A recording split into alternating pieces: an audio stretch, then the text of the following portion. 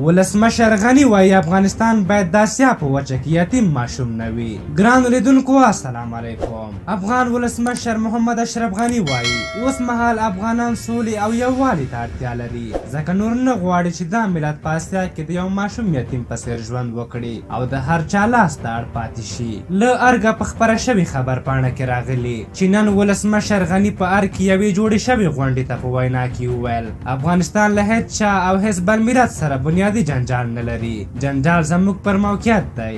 ولسمشر څرګنده کړه د افغانستان نننی تصویر متفاوت دی او زموږ نننۍ ټولنه په حرکت او هوساینه کې ده. ورو او په تدبیر خپل تاریخي سمبولونه چې څو کاله وړاندې د ورانۍ او جګړې په بیلګو بدل شوي وو آباده وو. نوموړې زیاته کړه د افغان ملت 7 میلیارډ افغانۍ مې د دې لوی تاریخي پیښې یعنې ټاکنو او د هېواد د راتلونکي برخلیک ټاکلو ته ځانګړې کړې او دا لومړی ځل دی چې د ټاکنو ډېر لګښت موږ پخپله ورکوو. ولسمشر ټینګار وکړ چې هېڅ افغان نه غواړي بې وطنه شي او زیاته یې کړه د بې وطنۍ او سترګردانۍ وخت تېر شوی دی. د خیرات ورکوونکو د دروازو شاته په کتار زموږ د ملت د درېدو وخت پای ته رسېدلی دی او په پوره ډول باید پای ته ورسیږي. غني زیاتوي موږ لا اقتصادي لیدلوري د لاس او خولې مرحلې ته رسېدلي یو. افغانستان د صعود په حال کې دی نه د سقوط. څو کاله نور اړتیا لرو چې د هېواد عواید او مصارف مساوي کړو. ولسمشر د افغانستان جمهوري نظام ساتنې ته په اشارې وویل